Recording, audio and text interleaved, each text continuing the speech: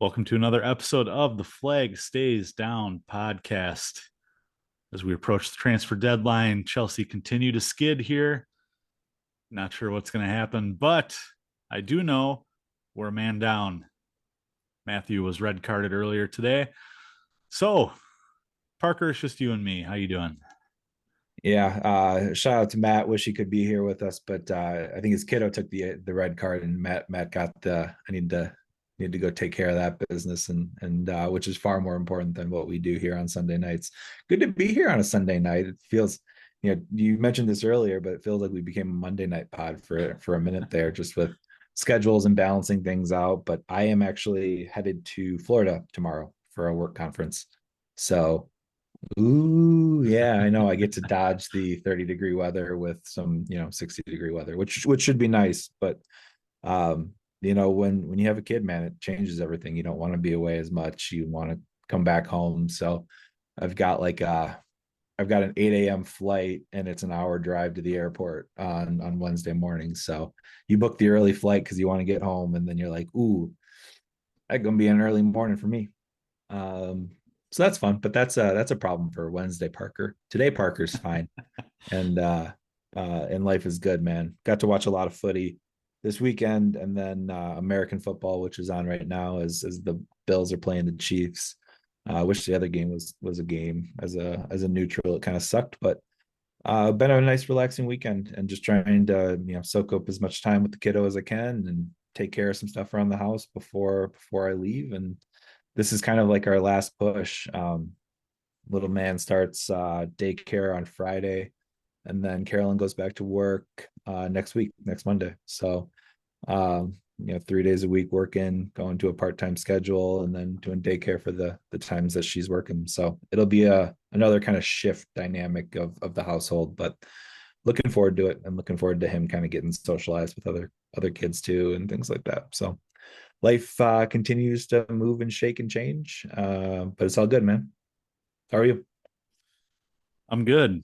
Just the socializing is great with daycare. I will say they tend to come home and either sleep real well or be real chatty. But be ready for taking a lot of vitamin C those first couple weeks. Oh yeah. That's my big warning to you. But no, I'm good. The Chiefs at time of recording here, there's 3.5 minutes left in the game, and my Chiefs are up 32-29, heading to yet another Super Bowl. So I can't complain. Suns basketball team had 3 games this weekend, so I got to see a lot of him out on the court, which was always exciting. Um, but it's weird. It's weird going into Monday, having already recorded. Like you said, we've been a Monday pod the last month, I would say. So it's going to be interesting waking up tomorrow and editing the pod. Maybe that's the reason for the downfall. Maybe our Monday pod has really just caused a rift in the Chelsea team. Well, Parker, is this podcast better now than it was a month ago? Interesting question, Andy. Why do you ask it? Well, let's just kick it off right there. Enzo Maresca's uh, post game presser following a 3-1 defeat to Manchester City. Parker, you kick us off there with the highlight. Yeah, I was really intrigued to watch this post-match presser. I haven't watched a lot of them this year, but just the way we played, I thought we got outplayed for the vast majority of that match, um, and really in all phases of the game, just kind of got bodied and pretty much outmanned. So I was curious to how he responded. I think luckily for him, most of the commentary was on Robert Sanchez, which he just had a pretty straightforward answer to of, he understands the mistakes that he made, and he's the first one to kind of come and say that I made these mistakes.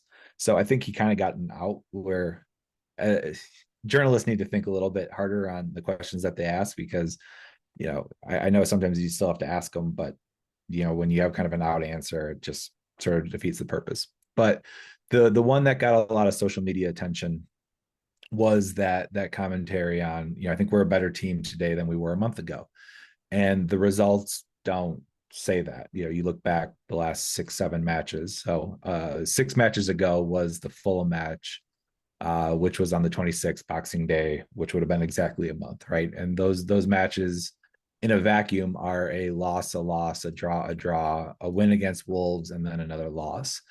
That is 6 points out of 18, or 5 points out of 18, I think. Yeah, 5 points out of 18. Hard to say that you're a better squad with that. I think I understand what he's saying, that the team is improving, but um, you know, I don't know. You think back to the first time we played City, which was week one, we lost 2-0. You look at the result of 3-1. Is that a better result? We scored, sure, but we got gifted a goal. We conceded 3 times against City. I don't know if that's a better result. I don't know if my memory holds up to say were we more in that match than we were in this one.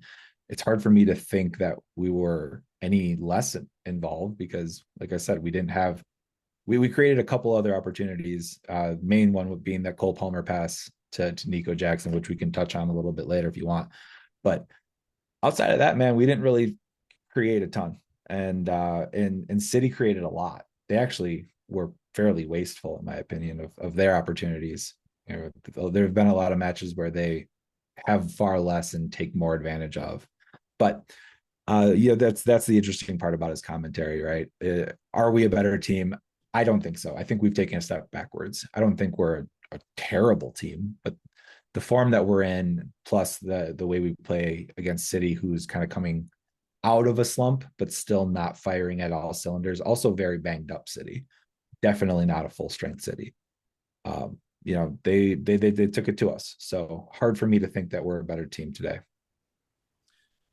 See, and one thing I've learned about Enzo Maresca is that he's a very, very literal person, whether he's talking about his players, whether he's talking about philosophies, was, talking about management in the club. And I look at it and I look back at some of these fixtures, Fulham absolutely fell apart in that second half. Ipswich, wasteful, completely wasteful that entire match. Big lapses, including a penalty for Liam Delap.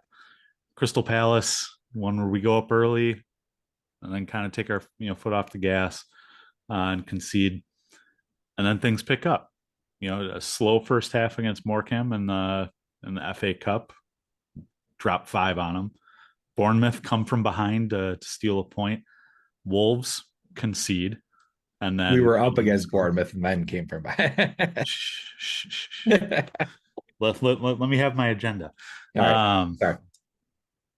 And then for once against City, we take advantage of someone else's mistake.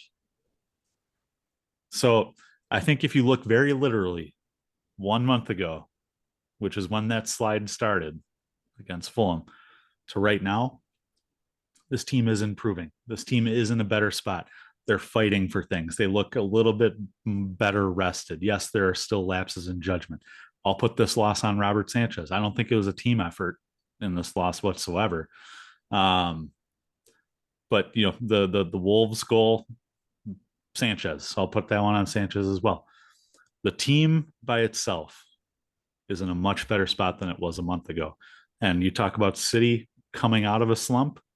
I think we're showing signs of coming out of a slump, even after getting drubbed 3-1 by the reigning champs. Yeah, I think we would have had to pull off a draw for me to have the same agreement with you on that. Like, I think we would have really needed to kind of pull off like the Bournemouth result, go down and then find a way to scratch and claw back. I don't know about you. I was watching the game live and it didn't feel like we had a push. We had like that second half kind of mentality. And what's funny is I actually had to get off of Twitter at halftime. I couldn't do it. It was just very, very toxic. And I try to stay optimistic, right? I'm trying to find like some lights in all of this chaos and darkness. I couldn't do it, right? So I had to just completely remove myself from the platform for it. But like I was just like lost, I guess, just trying to watch that match and find moments where we could just like push and get something from it. And it was disheartening. it left me in a spot where I just didn't know where we're going. Noni got a ton of hate. Even Palmer got a fair bit of hate in the match. Robert Sanchez got a ton of it as well. Nico got a lot of it.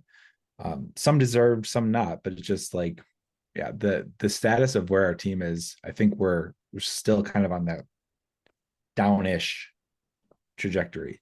And I think it's going to take a couple of big wins. And you looked backwards, and I did it as well. And like in the Premier League, we had a stretch of 5 wins in a row, and some good ones in there as well. Leicester, we beat Villa, Southampton, Spurs, Brentford. It's like some of those teams are not as good as others, but like still, it's a stretch of 5 wins, and I think we need to get some results for me to start looking upwards on it. Well, and that's another thing. Looking backwards, I think you need to look at some of these results where points were dropped, and you need to look at them in context of the broader league. 2-2 draw against Bournemouth does not look so bad. They had come into the match drawing previously against Arsenal and I believe City, or they beat City, I believe. I think they beat Spurs as well. So, and now they dismantled top four Nottingham Forest. Yeah, 5-0. So that, I think that draw is a positive. Um, Even the Fulham loss. Fulham is always kind of, I know it's a team that we beat consistently, but it's a team that's fighting. It appeared to be fighting for something. They've got a kind of an odd fixture list if you look at kind of their ups and downs. Um, but that's another team that was in form, getting into form. Um, and they went on and rattled off a couple results following the Chelsea match as well. So I think we on this podcast, because primarily we just watch Chelsea, we fall into the vacuum, that almost like that Twitter vacuum of the world is ending because this is the only thing we know, it's the only thing we experience. But when you zoom out and kind of look at the league as a whole, yes, and I'll include the City match as well. City's coming out of their slump. I think they are unbeaten in their last 4 or 5 matches in the league. Um, you know, these results aren't terrible. I would say they're outside of the Fulham one because it is an odd one. Um, a lot of these are to be expected. Yeah. So actually, I did some homework before this pod. Very unlike me, I know, to do unassigned homework, but I did want to look at it. And we've talked about this a little bit, but I wanted to see all the numbers for myself of fixtures year over year. So comparing Liverpool home versus Liverpool home this year versus last year, and plus points, minus points, same points, whatever. And we are up plus 8 points on the same fixtures year over year, which it doesn't feel like. It doesn't feel like we are in that position, but we are. And if the big ones that stand out are like Wolves. Wolves did the double on us last year, and you forget about that. Like, right, I'll speak for myself. I forget about that. But Wolves did the double on us, and we have done the double on them. So it's like that's plus 6 points right there. Where we drop points, 0 to plus 3. So that's good to see. West Ham away was a win when was a loss last year. And then there's Villa home was a loss last year, was a win this year. So there's 4 matches, right there that are big swings of plus 3 points. We have a couple minus threes. The Fulham one is one, and then the Ipswich, which gets coded to Burnley, just with where people finished, because Ipswich was in the league last year. Burnley was 19th, so you kind of swap them out. Burnley was a win for us last year away when it was a loss for us. So that's a minus 3. But yeah, overall, fairly positive. When you look at it, the thing that still scares me, man, is our form against the presumable big dogs. I'll call them the big dogs of Liverpool, City, Tottenham, Arsenal, Man United. Like the people that we would call ourselves rivals or big games against, top fixtures, we are down points year over year. But it's quite close. and we didn't get very good results against them last year. So we had a lot of upside to do. We just haven't done it. We drew City twice last year. We've lost to them twice this year. That's the big driver. We picked up a point against United when it was an absolute drubbing of a loss last year. The United away match last year, we got our asses kicked, and we pulled off a draw away this year. So that's where we get one back. Everything else has been the same. We beat Tottenham, we drew Arsenal. So it's like we've had similar results year over year. But again, that's where I want to see the most amount of progress is like how we play against those teams. I think that's the biggest like indicator for me of where we are in this project is when we can start competing in just a one game, like not in a whole 38 game season, but just in a one game situation against some of the big guys. Well, one thing that I don't think it was his post game presser, it was might have been a midweek uh, presser, but one quote that I found interesting from Enzo Maresca um, was that when he was interviewing for this position, when he was being onboarded, he was told 25, 26 is like we want top four for 25, 26. We want Champions League. The following year then becomes the title contending, which is another thing I think we need to zoom out and look at the context of where we've been. You know, we've been a pretty mid-table club for the last two seasons. We've got the youngest team in the Premier League, and they've been together for a year and a half. This isn't like any other team in the Premier League where you've got a core group that's been together for 4, 5, 6 years, and then you get 3, 4 signings every window. This is a brand new team in the last 2 years, and so for us to already have an 8 point advantage over last year's squad, and we're 23 out of 38 matches played. So I think that comes out to about 12 points if you extrapolate that out to the end of the season. A 12-point improvement is a ginormous improvement. That takes us from, I think, 63 last year to 75 points. Easily top four. And then even if you take half of that next year, a 6 point improvement, you're up to 81, and you are absolutely in a top two, top three, to title charge. So I think we are on track. Yes, the results are disappointing. Yes, we are all used to Chelsea over the last 30 years, handling their business in 75 to 80% of matches. But this is not that same Chelsea, and it's something that at least this year I've had to remind myself of several times. Is you got to zoom out and look at this team in context. I mean, outside of Liverpool, who have been kind of far and away the best team in the league, there's been a ton of parity of results in a lot of the contests. Forest in third place, no one expected that. Bournemouth in seventh place, you didn't expect that. And then looking at the bad side of the table, Tottenham in 15th, like that is a complete fall from where they are. Man United in 12th after a big win against Fulham that they pulled off late today.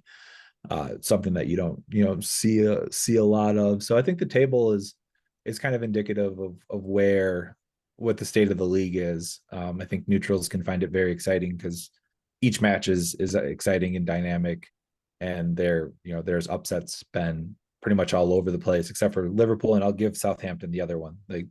They haven't done much to excite their fans back in the Premier League this season.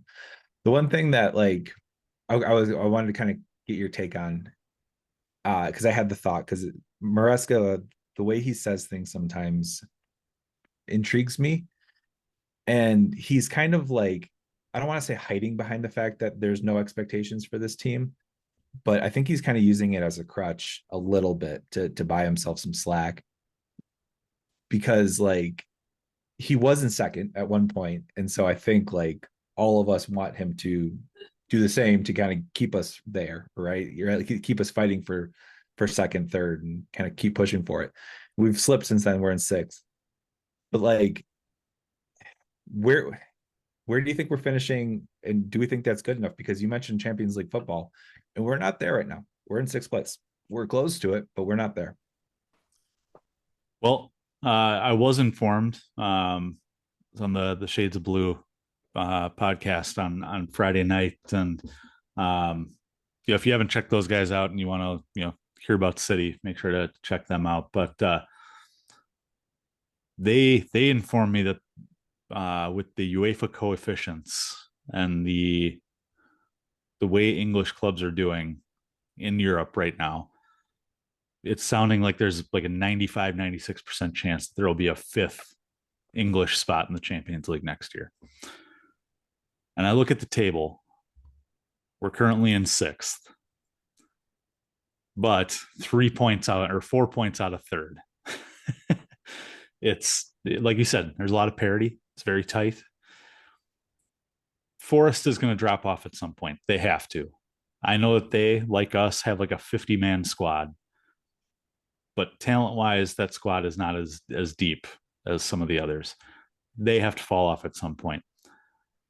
Newcastle, they had a stretch like us, where they just could not win. Alexander Isak went 6 matches without scoring. I see a lot of similarities there. So who knows between us and them, separated by 1 point, where that goes the rest of the season. City, I think, are back to where they should be. Arsenal, unfortunately, aren't going anywhere, and Liverpool, far and away the best team in the league. So somewhere between third and fifth, I think absolutely is where Chelsea can finish.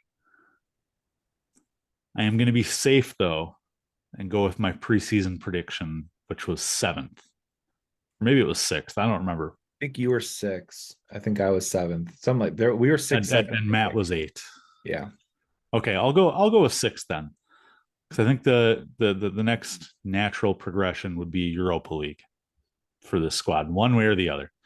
That would be a sign of development. And would I be happy with it? I don't know, but I think that's the realistic. Although, like I said, third through fifth is certainly attainable. Yeah, I think they have to take fourth, because I think we've proven over a stretch of 23 games that we can play for fourth.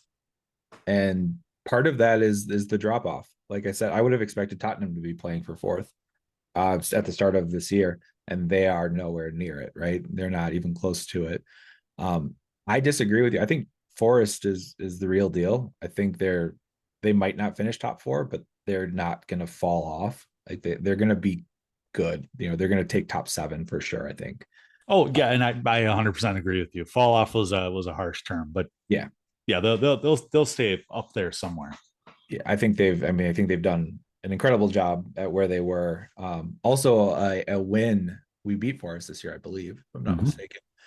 No, it looks like we drew. It's back in match week 7.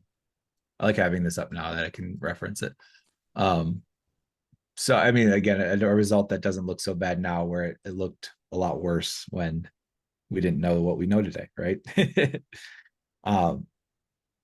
But yeah, I mean, I think Liverpool and Arsenal and City I think they're the 3 best teams in the league, and that's what I said a couple of weeks ago. I think talent and skill wise, I think it puts us fourth. It's going to be a dogfight, though. It's going to be a fight between us and Forest and Newcastle and Bournemouth. I'm going to throw in that mix as well, because I think they've done a lot to be where they are right now. It's amazing that we're even with points on Bournemouth. It's they've done a lot of good this year too. So we're going to find ourselves in a fight. I would expect nothing less. It's always a fight for fourth. It should be a fight for fourth, and that's the nature of this league, and even more so when there's parity in it. So there's not going to be this like cliff of 8, 10, 12 points that we've seen past couple of years, where you've got the Giants up top and then everyone else kind of fighting for scraps. It means there's more wins than draws, because there's just more points to be had in the league. So I would be ecstatic with fourth. As we mentioned, I predicted seventh, and it's kind of funny to think back of where our expectations were for us back then, because we finished seventh last year, and so seventh would have been equal performance. but we've seen us go through stretches, so it's just a lot of unknown today. And I'm I'm just more nervous, I guess, with this team because with all the talent, I was expecting to see, I guess, more progression, more like development of individuals, and then like playing as a unit. I still think we play a lot as individuals, and we don't have like cohesive link up a lot of the time, which still just kind of bothers me. Well, yeah, our next three fixtures, FA Cup included, are West Ham at home, Graham Potter's return. That'll be next Monday. And then we have Brighton away in the FA Cup, followed by Brighton away in the Premier League. And Brighton is a team that, since all of the transfer drama, all of the Graham Potter drama, we have owned them. I think we dropped points in that first season, but since then it's been pretty resounding from what I recall. Um, so if Maresca thinks that we are a better team now than we were a month ago, I would expect results in all three of those fixtures. I think this is going to be the very telling stretch for me of how we handle our business against this. You've mentioned it earlier in the season of like taking a step backwards, and then how do you respond from it? Um, Unfortunately, we took a step backwards against like Fulham and the likes, and then didn't have much of a kickback. Now I think we have the ability to make good, and if we beat West Ham and then we beat Brighton twice, we progress in the FA Cup, which I think is pretty essential. I think people are starting to smile again. It worries me playing a team back to back, though. That happened with us earlier this season with Newcastle. We won one, lost one, kicked us out of the League Cup. So I hate to say it, but like I would rather win the Premier League match right now because I think it's more impactful for us. Um, but a lot of people still view the FA Cup very highly. Only if you win it, though, right? Like you have to win it, and it's still pretty early in the FA Cup. I think it's only the fifth round. About fourth. Is it really? Yeah. I thought the fourth round was the first round that the league got in, and that was the Morecambe match. No, Google's got it as fourth. Okay. Last one was third. All right, I stand corrected. So yeah, it's still, like I said, early in the FA Cup. So I know it's the famous saying that once you get knocked out of the cup, then you can focus on the Premier League. But um, I don't know. What do you think we could win the FA Cup this year? No. I think we could get to a quarterfinal like we did in the Carabao Cup. And I think that's respectable. Was that last year or was that 2 years ago that we had City in both the Carabao and the FA Cup? It must have been last year because the year prior we had Liverpool and we got knocked out of Liverpool in the two cups. That's right. That's And right. we both of them went to PKs. We drew them twice in the league and drew them twice, and so it was four matches straight where it was a draw result, and then we lost on PKs. One of which went to like 9 or Yeah, it something. was something crazy like that. Ugh. I think that Um, was 2 years ago. So I think City was last year. so Long story short. I mean, yeah, you got the quadruple winners that we lost to in both fixtures there, but we've made it further than we did last year, and I know a lot of that's luck of the draw, but you can only play who's in front of you. Um, I'd prefer not to lose to Brighton. I never want to lose to Brighton. Losing in the fifth round would be okay because then that allows us to focus on the league and, more importantly, the conference league, which with how close the Premier League is in terms of points, winning the conference league at least guarantees you a Europa League spot. It's at least something to fall back on. And I think like, yeah, we haven't won something in a while, man. We haven't had hardware since like the FIFA World Cup, if I'm remembering it right. So which I know we're going to be playing in again this season, which is kind of fun. But I think we need to get something under our belts. We need to have a positive, a win, and I think we do need to finish top four. Like I know what it sounds like me saying that now today in the season when my preseason thoughts were a lot different, but this team has shown what it can be, and it hasn't changed drastically since then. The only like big change is well, two, Mudryk suspension and Lavia's injury are the two things that have changed the most. James has been injured, but he's been injured for most of the season anyway. So I'm not including him as something that's changed kind of midway through the this race. So uh, largely the same squad, man. So we should be able to do a lot of damage with it. So we still have 5 days left in the transfer window. Actually, I think it goes until February 3rd this year. Yeah, there's like a magical extra couple days. I don't know. Maybe it's like the golden ball and the 3-point contest. You get double points or something like that. There you go.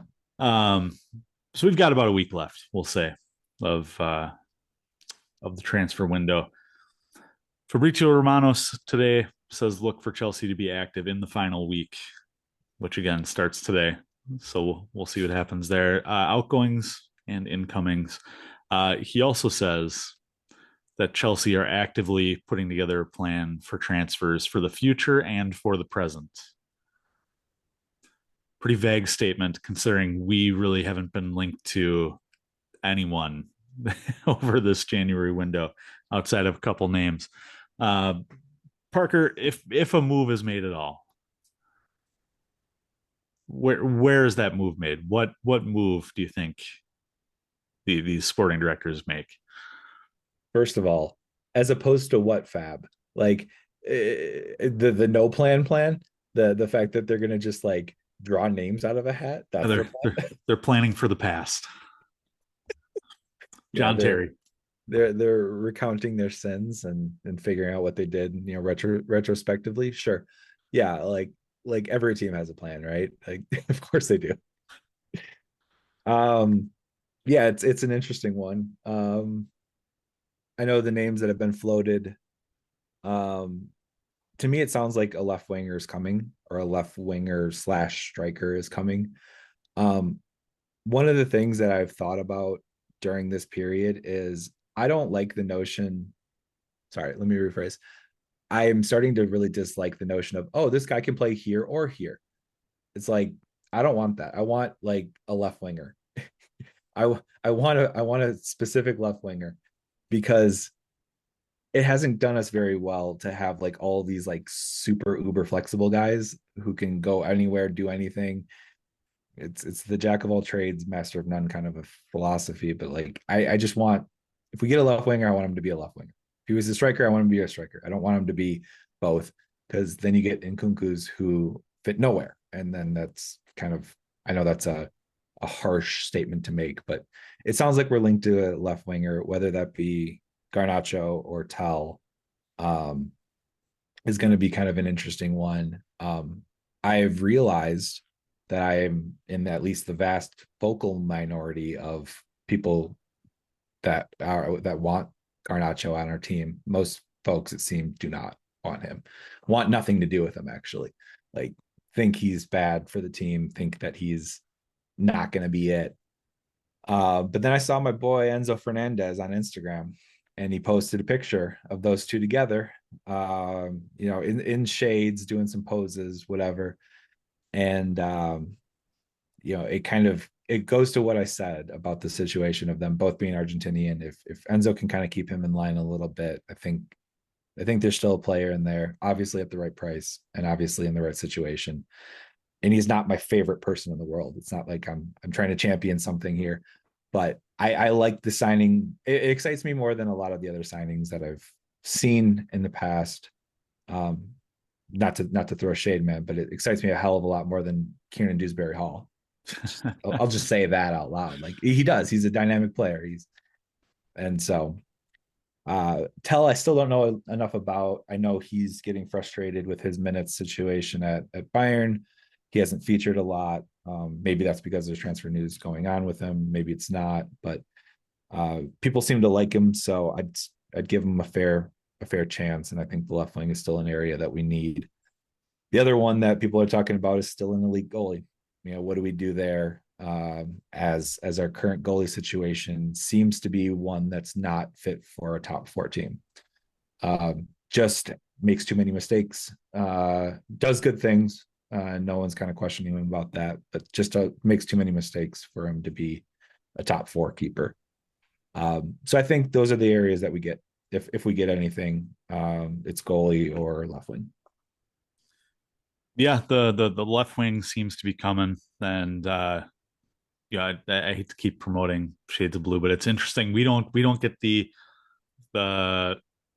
non Chelsea supporter point of view very often, and so it was interesting when I brought up being linked to Garnacho, the laughter that ensued, and without me making my, he's the, I forgot what it was, The Anthony of the Antony of Noni Maduekis. there it Yes. is. Before I could even make that comment, they talked about Garnacho's a head case. Amarin and Ten Hag both had issues with him because he's a head case and he doesn't show up to training on time, do all that. And then I explained to them why Noni Madueke plays for 3 matches and then doesn't play for 5 matches. And they made the comparison. Oh, they're like the same player then. And I was like, yes.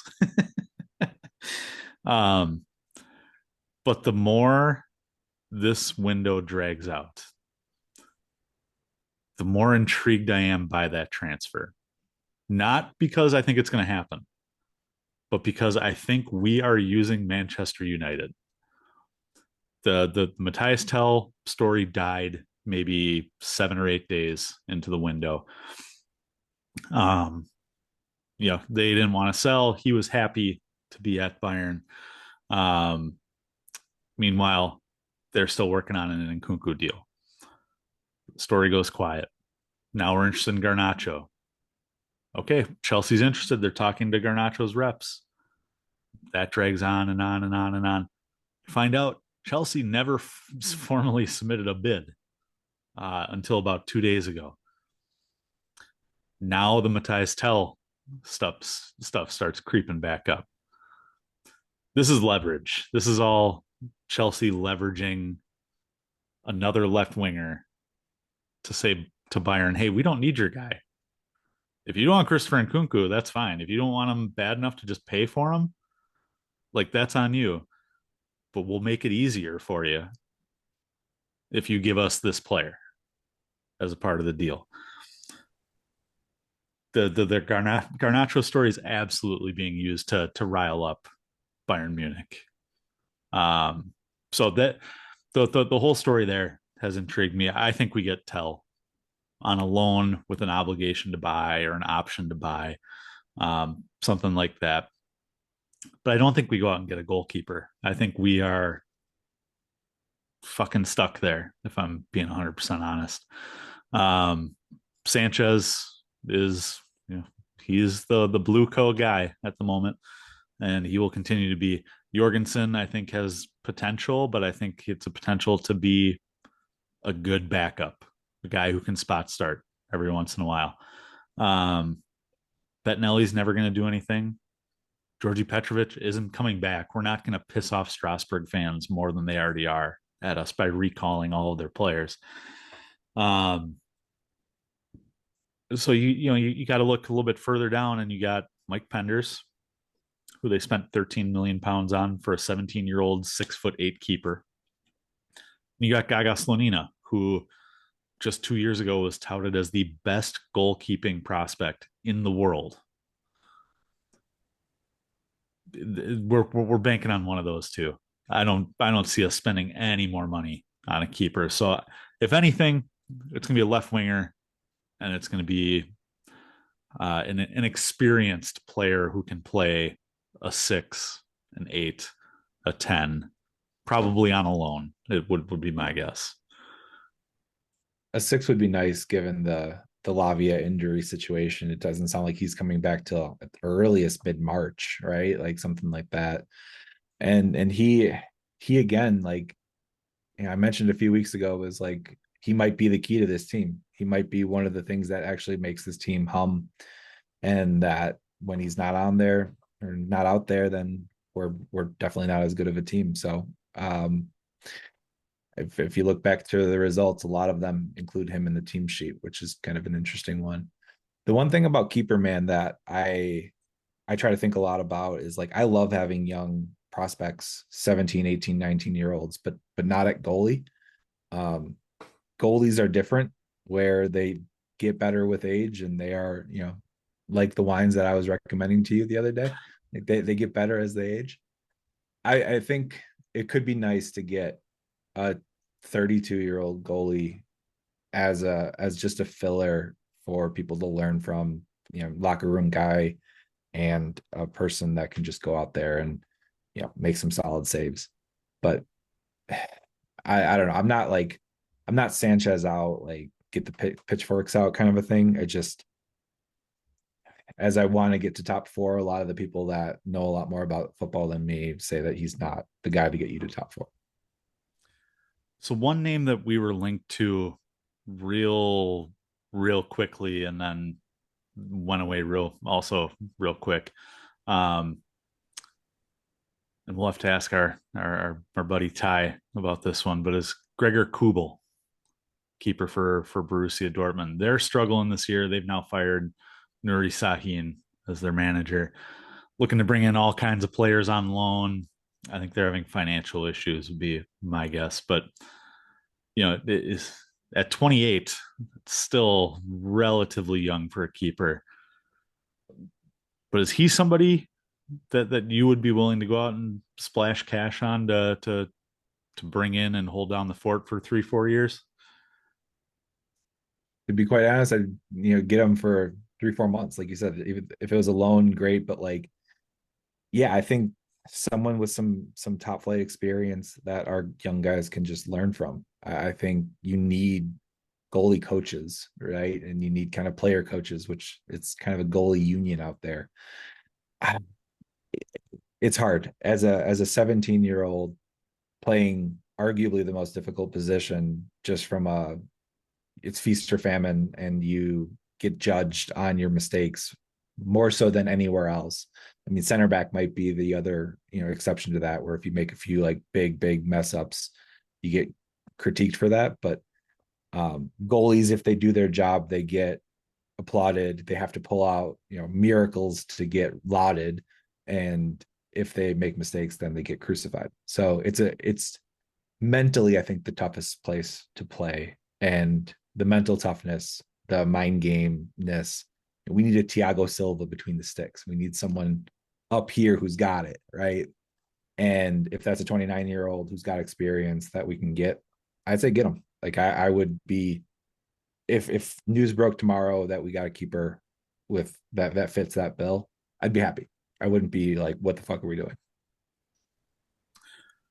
That's fair. And let me ask you about another position that, I mean, a month ago we would have talked about at length, but we haven't yet. Center back. Still quite a few players out injured. You got players who don't have the fans' trust, players who don't have the manager's trust. But Trev Chalaba was recalled. Do we still need to go get another center back in this window? I think it all depends on West Fofana, and I'm trying to look up when he's coming back, and I don't remember. I think he started training again, like on field training. Um, but I don't know when he's coming back. So it to me it Looks like March. Yeah, and I think you still need a body. Um, which is a shame. It's funny because Trev played great in his first match back, and then I thought for the first 40 minutes of the City match he played really well, and then I think we saw some of Trev's shortcomings a little bit, and the as that City game wore on. Now, one-on-one versus Erling Haaland is a task that most aren't up for, and in being able to control him, I think is a ridiculous task. So I'm not trying to put too much stock into it, but you did see some of Trev's shortcomings in that match a little bit. So he got exposed. I don't think like drastically, and all of our center backs have been exposed at some point throughout the year. So try not to put too much weight on it. Um, it just feels like we have a lot of good. We've got a lot of 6.8s when I think we need 7.5, 7.6 is consistent guys. Like, and Levi's been pretty good. I think Tosin's done some stuff to win, a couple of people over. Trev has a lot of goodwill built up in his back pocket. Body Shield does not. Disasi does not. And Wes was, I think, that guy until he got injured. So, but that's a big problem because similar to Lavia, Wes has spent more time injured than he has featuring for us in this team. Yeah, and I got one. I got one. I want to throw your way though. Yeah, just because you talking about it before. If the rumors are true and this isn't a ploy for the Man United, and there is a deal for a straight swap between Nkunku and Garnacho, are you happy with that deal? no, Straight swap with same like contract terms, same salary, same everything. no, and potentially light no.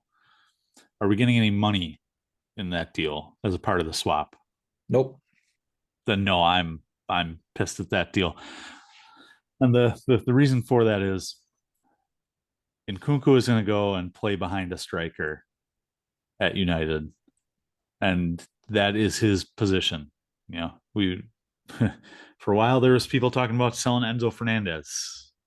We were playing him out of position, and so he didn't look as good. And we don't play the style of football that suits Christopher Nkunku.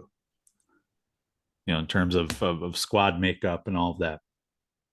I think he would go to United and he would play well, play really well. Garnacho, again, I'm not sold on. I understand he's 20, he's got Premier League experience. But I mean, so does Harvey Vale. I know it's a apples to oranges comparison, but the term Premier League experience means a lot of things to a lot of people. So no, I think we are getting ripped off in that deal. Now, if there's money involved as well, then it's no, but it cushions the blow, which is the What do you reason think we can get for Nkunku? Like realistically, what do you think that he goes for? we paid 59 million pounds, specifying Uh, the currency there. uh, 1 second. We paid, yeah, it was 60 million euro.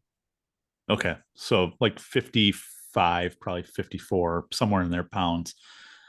Um, we'll go with euro because that's easy. 60 million euros, which we all said at the time was a steal. Bundesliga top scorer, um, you know, consistent scorer and starter for the French national team until his injury. Christopher Nkunku at 60 million still is a steal. I think the assessment of going maybe 15 mil over that would be fair. I wouldn't be thrilled by it, but it would be fair. So 75 million euros would be what I would expect for him. And I don't think we get what we paid for him. I don't think there's even a chance that we get what we paid for him. Like, not even close, because he is a year or two older. He's 27, 28 now. He showed regression. He isn't anywhere close to the form that he was in. And so now you're taking a flyer on somebody versus what was proven in the years prior when he was at Leipzig. You're buying off of potential now. It's like, cool, you saw what he could do against a bunch of scrubs in the Conference League, but he wasn't good enough to get Chelsea's team, their main team. And when he got in, he didn't do much. So I don't think we get close to him. I think he goes for 40, which is why I think a straight swap for Garnacho, we're winning. Value-wise, we're winning, especially because Garnacho's 20. Garnacho still has, he could be 120 in 3 years as a 23-year-old with 4 years of Premier League under his belt. And if he's a 10-10 guy, like a 10 goals, 10 assists kind of guy, boy, as a 23-year-old, he could be huge ticket money. And Kunku has no upside anymore. He has no. You're buying him for what he can, chip in for you, but he has no. He's past his prime. He's past his peak value wise. Oh man. Well, I gotta disagree with you there. Maybe he's past his prime, or I think he's entering his prime at 27. Um, I kind of discount his Premier League stats because when you come on for 7 minutes at a time, your scoring numbers are going to be down. There was that stretch where he was looking to be sold and looked disinterested. So I'll throw that out there. But all competitions this year, 13 goals in 29 appearances. Again, keep in mind, most of those are off the bench for 15 minutes at a time. No, most of those are in the conference league. He only played 7 conference league games. And he has 5 goals. 7 goals. Does he?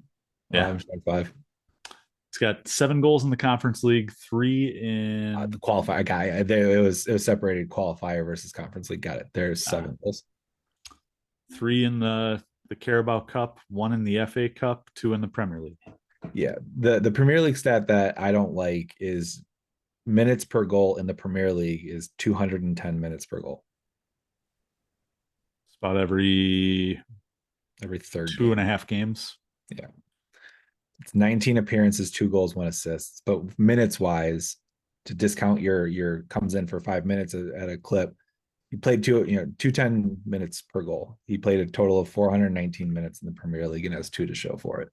So that's the part that I think that number needs to be better, or should have been better. So if there's a straight swap, let's go to Bayern. Straight swap for Mattys Tell, who can play left. I know you love this. Can play left wing and striker. Um, no cash involved there. Is that a good deal? Look, I think if we can offload Nkunku, someone who I've been high on, like I had a lot of hope for Nkunku. I thought he would be great in this team. Um, I heard someone talk about this. I think it was post match. It must have been post match, like the Rebecca Law and Robbie's show or whatever. But Nkunku's biggest downside is Cole Palmer's uprising. Because if Cole Palmer doesn't become Cole Palmer, Nkunku is phenomenal. Like, and he would play a lot of the minutes that Palmer has locked down by becoming one of the best players in the league at that position. If he doesn't do that, which odds are he doesn't, like, let's be real, no one thought that was going to be the case. Then I think Nkunku is a great buy, and I think Nkunku fits into the team, and he plays a lot of minutes, and he does a lot of really good things for us. But the fact that Palmer did what he did, I think Nkunku is the lamb that gets sacrificed on that behalf. So I say that to say, if we can offload Nkunku and get a starter or part starter, like start every 2 or every 3 in a position that I think we need it, which is striker or left wing, especially left wing, because I don't think Jadon Sancho has done enough to convince me that he's the outright starter at that position, then I'm for it. I'm for those deals. If it's like for like and straight swap and not paying out money, you're getting rid of a bench player and you're getting a starter, or like I said, a part-time starter. So I think that's an upgrade to our team. Just straight up, I think we are the beneficiaries of it because he is surplus for a guy that will not be dropped in Cole Palmer. Yeah, and I forgot where I heard that too. I heard that same argument of, well, Nkunku would have been the guy had not been for Cole Palmer. Um,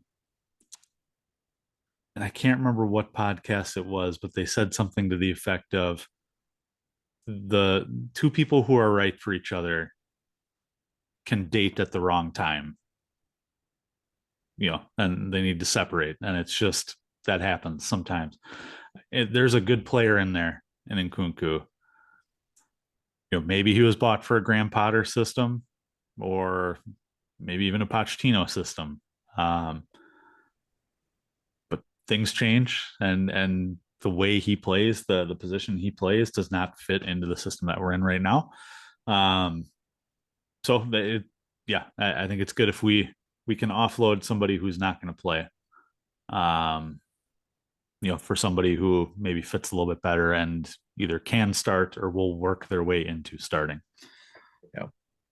I'm still intrigued by Tell. He's young. Bayern obviously took a flyer on him, so he's not awful. Like he can't be awful if Bayern signed him. He's French. We're still trying to lure Mbappe. There's a lot here. Oh, those were the days, man. Those were fun days. So it's funny. Tell is valued at 30 million on transfer market. Garnacho is valued at 50 million. Nkunku is valued at 50 million. So Do you, uh, do you, something I just thought of. Do we need a Garnacho or Matthias Tell? Yes, maybe in the short term for this year. We got Esteval and Kendry Paez coming in the off season. So do you need another 19 or 20-year-old left winger? it's a great point. Um, Esteval, where does Esteval play? Position. Palmeiras, Position, sorry. left wing. Is he? I mean, he's yeah, he feels like the real deal, obviously. Um Kendry Paez, I think, still has a long way of going to prove what his worth is. But Esteval is doing things that only a few people have ever done in history. So obviously doesn't necessarily translate, but if you're ranking players and ranking prospects, every so often a dude named LeBron James comes in and people say that he's going to be great, and every so often they are career players. So uh, like there are flops in that system too, and there are flops along the way as well. But for every bit of forecasting that we have, Esteval looks to be the real deal, the number two player in his class for that age group, only behind Lamine Yamal. So then going back to Tell, who you said that you're intrigued by, do you still go out and take a flyer like Bayern did on him? Yeah, and this is where the smart people in the room have plans of what Paez and Willian are going to be, coming in, and what their ideas for them are, and how they're going to utilize them and things like that. The thing I try not to like get too, I guess, excited by is, and as the listener can hear, I have emotions, or I've had emotions, and then I have to kind of keep them in check because of how everything else works in this world. But like dudes like Cesare Cassidy, I was so excited about, right? I thought the fucking world of, and I thought he could like come in and like be a really solid off the bench dude. Chukwuemeka, I wore my Ruben Loftus Cheek jersey during the City match just for fun, right? Like there are guys that have been just touted as young, dynamic, fun, exciting. Lewis Hall, and you mentioned you mentioned your boy with Premier League experience earlier, like blanking on the name, Chelsea Academy guy. Why am I blanking on it now? Yeah, Harvey Vale. Thank you. Harvey Vale, guys that we've like had in our mind, like, oh, these guys are awesome. They're young. They're great, and then they, for whatever reason, don't become that. So I've tried to learn to check that emotional side of things too. Potential is wonderful, and for many reasons might not come into play for the team that's in front of us. If we've got somebody better, um, then we don't always get to utilize those guys and let them develop their potential. And a lot of people will say that Chelsea isn't the place for young guys to go develop their talent. People thought Cole Palmer was going to rot because and not get a fair chance to develop. And obviously we saw what happened there. But there have been people that have been sold and done better things, not just the big ones of Mo Salah and KDB, but there have been others, that have fair careers other places and do very good things.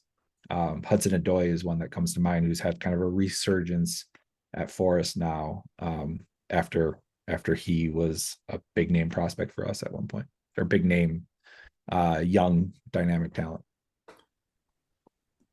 Yeah, and we've talked about this since this ownership group took over. Buy as many lottery tickets as you can because you don't know which ones are gonna pay off, if any.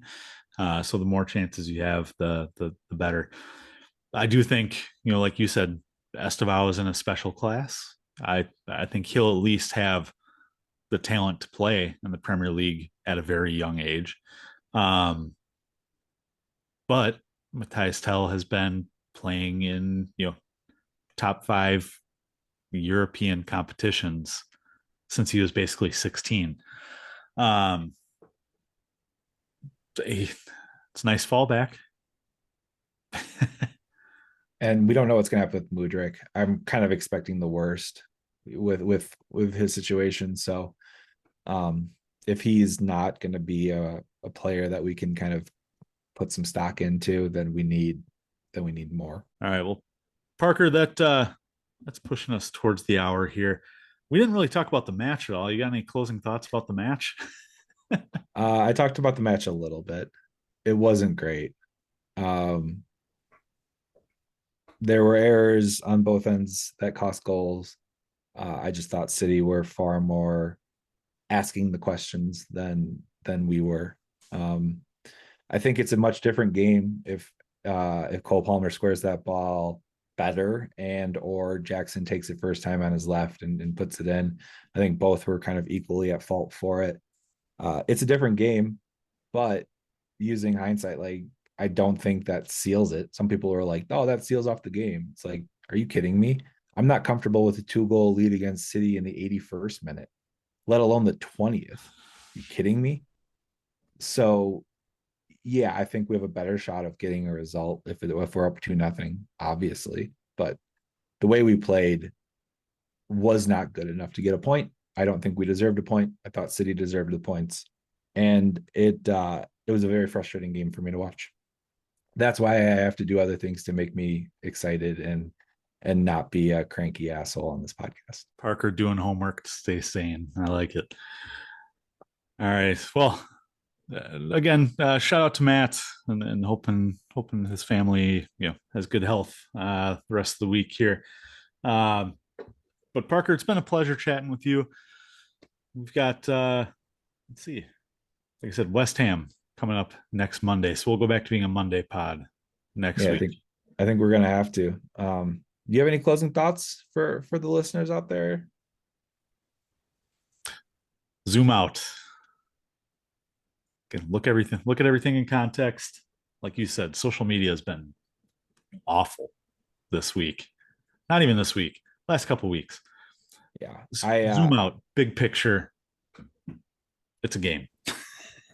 I couldn't be on it. I didn't want to put a poll up because it would have been negative anyway. So no player of the match, no man of the match polls, um, which I'm fine with. I don't think anyone deserved it anyways. So uh, thank you for tuning in to Flag Stays Down podcast. If you listen to us on Spotify, rate, review, give us a thumbs up, give us 5 stars. Tell your friends about us. We love to see that listener family grow. And if you have any suggestions, we're accessible on Twitter X. It's probably the best place to get in touch with us. Yeah. Oh yeah, But on a zoom out topic, it's been a pleasure, man. Cheers, bro. absolutely. Cheers.